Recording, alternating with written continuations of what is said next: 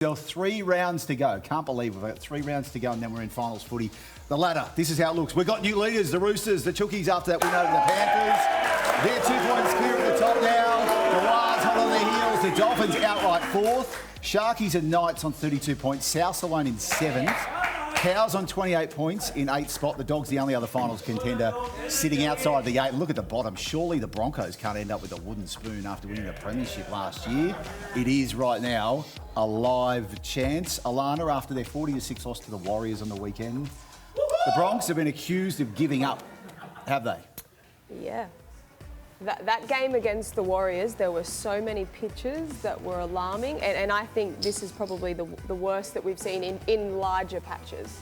So, I mean, they've got an opportunity to turn things around, and they certainly won't want to be taking that wooden spoon at the end of the season, but there's no way that is a football side that's working hard for one another, and it is tough. Like, they're out of the top 8, but they've got a jersey that they should respect and want to play for. Then you look at the Warriors and their style of football. Like, that game is the perfect example. Yeah. They're a hard-working team fighting for everything, and it's not necessarily the play itself or the tackle itself. It's the work that they're doing off the ball that I think the Broncos look really poor far too often at the moment. It's interesting to hear Michael Maguire's comments post-game also. He said he knows what's wrong. He wouldn't elaborate on it, but he said he knows what's wrong, which, you know, if you could fix it up, I'm sure he would. So clearly something's going wrong up there between his connection between the players and himself. Kevin, do you know what's wrong?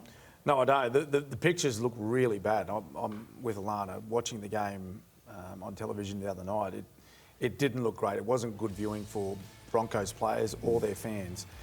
What it looked like to me was that it's been a long, frustrating season for these players, and that when it got a little bit tough, it was all too hard for them. And that's when you see those lack of effort areas, which is disappointing, you know, and Gal said as well, like, this is a club that plays in front of, on average, 40,000 fans every week. Yep. And I think they've won 2 games at home this year out of their home and away season. I think, you know, if you're a Broncos fan, I'd be very disappointed with that. And now Reece Walsh. Well, when's it come back to players having some pride in their own performance? That's what, accountability, that's what's getting me a little bit at the moment. Andrew John spoke about a particular play, and he said we should speak to Payne Haas why Payne Haas is leaving. Payne Haas was actually the one who didn't cover. He was the one who missed the tackle. Yeah, he was the one who didn't. He was the one who didn't move from marker at all. He was the one who was lazy. Now, he is a once-in-a-generation type player. So for him not to be moving, like, for me, that's more on him, not so much the club. Like, you should have enough pride in your own performance that you're going to make that tackle, and he just didn't. Yeah, those type of plays where a defender has to make a decision to move and put in effort, that's an individual decision. Exactly. It's a system that every team uses, but it's up to the individual to put effort in and move in there. But that's an example of what I was talking about, how it's got to a point in time where they know they can't play finals, and when it's a little bit too hard, they've made a decision to not go after those effort plays. And particularly with a player like Payne Haas, where he's made his decision to move. He's going to the Rabbitohs next year, right? So what does the rest of this season mean to him for the Broncos? Especially once outside of personal pride in his own performance. Well, and that's what the coach is looking for. Gus, can Michael Maguire fix it? Well, someone has to. He's the one that's paid to fix it. The coach has got to fix it. I'm not as harsh as these 3. I still see individual effort from a number of players in that team that are really trying hard. It's as a collective that they're not getting the job done. And I want to take nothing away from what the Warriors did, because they were outstanding. Like, they really were. They're running in the purple patch. They'd beaten Penrith previously. They went up there on purpose, and they had too much to play for. It was just overwhelming for the Broncos how consistently intense the Warriors wanted to be on the night. And the quality of their football was outstanding. Like, absolutely brilliant. I don't think anyone would have gone with them the other night the way they played. But the Broncos are in a deep hole at the moment, a couple of games to go, and then they can refresh over the off-season and get ready for next year. There'll be a massive review there, I'd imagine, a lot of self-reflection. But I still saw individual effort in players. I think it's as the collective and probably, you know, fighting for the common goal at the moment that's just not really there. Let's move on to that other result. Penrith Panthers, beaten by the Sydney Roosters in the game of the season. Roosters, brilliant.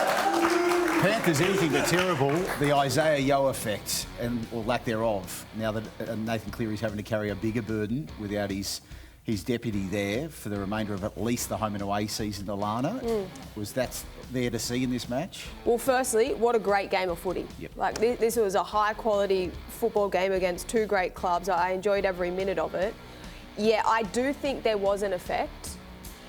I also thought the Chooks threw everything they had at Penrith, and the score still only ended up 6-12. But yeah, I did think that they were a little bit more predictable, and whether that's leadership through the middle, whether that's their style of football, probably a little bit more of a combination.